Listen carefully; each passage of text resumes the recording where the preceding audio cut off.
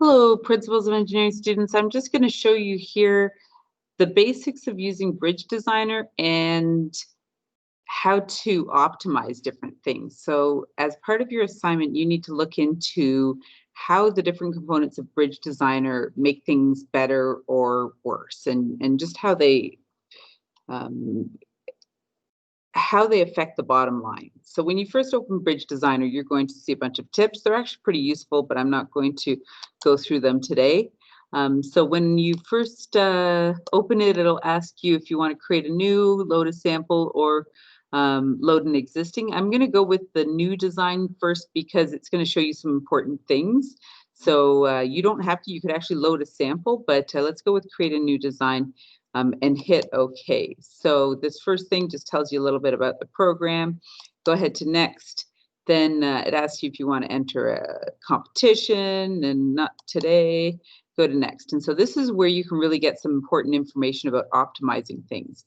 So if you are able to expand this lower part where it's the site costs, this is going to give you some important information about how expensive things are. And as you play around with the different variables, you can decide, you can see how it affects the bottom line. So let's go first to deck elevation. If I use the drop down there and just look at a few different deck elevations and then see how much it affects the cost. So notice how if I have a lower deck elevation, the excavation costs go up a lot because all of that dirt has to be excavated to make way for the road leading to the bridge. So the bridge cost is actually going to go down, but the excavation cost goes up. All right, then looking at the abutments, the standard abutments or arch abutments in terms of kind of the base support on either side. Take a look at how those affect things and play around with some different configurations and watch that bottom line at the watch the calculations at the bottom and see how that what goes up and what goes down with those different configurations. I'm going to put these back to more or less their defaults. And then what about if we do a pier or have no pier? So we put a pier in there. Let's go down a little bit because we don't want that pier reaching up way too far. So let's put a pier and have that pier coming up by the 8 meters and see what that does. Anchorages or no cable anchorages or anchorages. And so that one as well, you can take a look at how that affects the price. And so this will help you with a lot of the questions regarding how each of these options might improve or not the price or the weight or the strength of the bridge. All right, we go to next. Here we have the concrete types, the medium or high strength. And so you can try out those ones. And then again, keeping your eye on the pricing and the different components. For the loading, we're just going to leave that with the standard loading. We're not going to worry about what happens with the different loadings. And then we can hit, actually, if you go to next from here, you can choose a few different options. And because of some options that I chose like 2 screens ago, my options here are pretty limited because I have some the cable anchorages. So if I have no cable anchorages, I think that I'm going to have a lot more options at the end here. So the different truss configurations and whether they're deck trusses or through trusses, you can just choose a standard truss template, or you can go with none. I would actually recommend that you choose a standard one, and then you can play around with it, and you can always change it afterwards, but especially when you're first getting into this. So then you can hit finish, and that is what the beginning template will look like. And then you can put all of your truss components into it.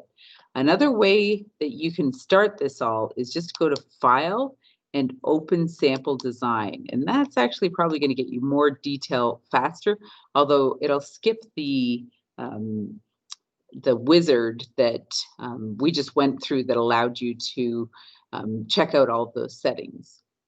So loading a sample design, you just can go ahead and choose one of these sample designs, hit OK.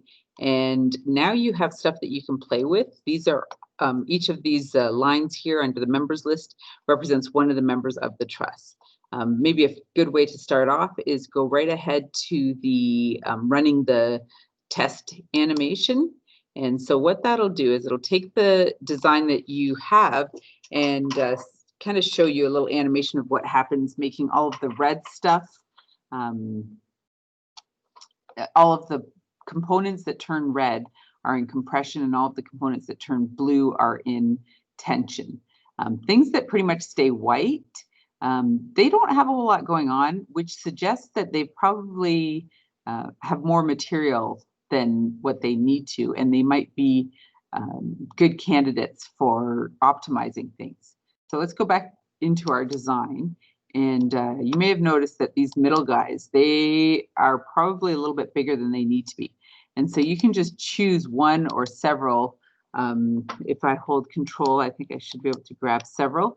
And then you can just make these a little bit bigger or smaller. All right, so I'm going to make them a little bit bigger, or sorry, a little bit smaller, because I felt like they didn't need to be quite so big. And you can watch in the table here what happens as you make them smaller. You can also watch the bottom line. It's going to tell you here that right now that the trust says the bridge as a whole is $505,976 and change. And so every time I click one of these, that number is going to increase or decrease. So I've made these a little bit smaller. Let's take the truck over it again and see if it's still going to work. So now the truck is going to go back over it. These center members have been made smaller, and they still basically do nothing. So we were fine doing that. We didn't risk anything. Nobody died. We're all good. Let's see what happens if we go from solid bar to hollow tube. All right, let's just make that little switch there and then send the truck over it. So looking again at those two center ones. Huh, interesting. It looks like they're going to be a little bit in compression, a little bit in tension. You could see it change from red to blue as the truck goes over the center, those two center cross pieces. All right, so let's go back now and looking at hollow tube versus solid bar. It looks like the hollow tube wasn't quite as strong, but it does look like it's cheaper. When we go over to hollow tube, our price goes down.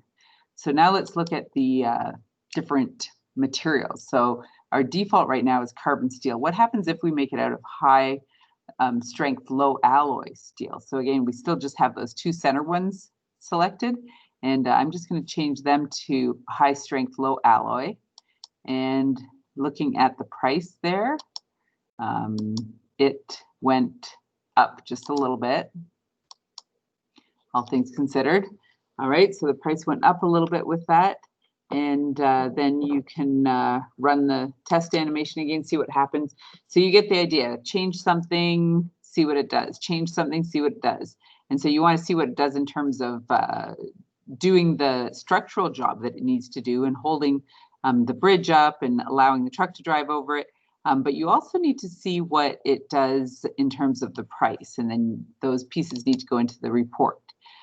So if you have time and you're having fun with this, in the end, you want to have all of these members super optimized to be still allowing the truck to go over, doing their structural job, but to be as small as possible, basically.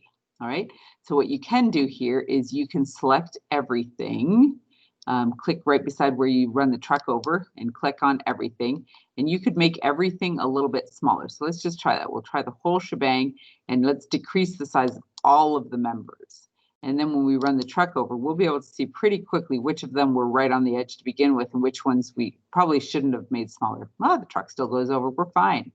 And then we might try that again. And so you can try for the whole truss to make things a little bit smaller, but quickly you'll get into individually finding the ones that seem to have a bit of extra waste in them and that you could individually make smaller until everything is as small as it can be and as cheap as it can be while still doing the job that it needs to do. Once you have this all figured out and you're happy with your design, you will need to get a cost report. So the cost calculation report right over beside the number there. And that's going to go into your report. And so you can just do a snip of the whole thing here and just use like your snipping tool and go to new and grab a snip of it. That'll work. Alternately, you can do copy to clipboard, but if you copy to clipboard, it is just going to copy the text and you might need to do a little bit more formatting. So it's probably easiest just to do a snip of it. And that is the basics of kind of how you get around in Bridge Designer. Have fun with it. It's a pretty fun program.